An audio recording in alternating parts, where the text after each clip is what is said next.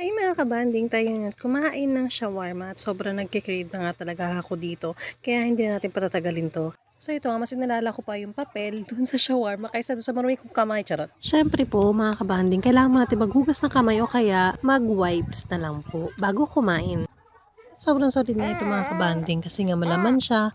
Tapos maraming din siyang gulay at tulad ng sibuyas, pipino, kamatis. Higit sa lahat yung sauce is nag-uumapaw. Talagang sobrang sarap niyan. Lalo pa pag maraming chili sauce ay grabe. Sobrang panalo talaga. At dahil sa pagtanggal ko nga ng papel, talagang smooth sarap ang mangyayari dito sa shawarma na to.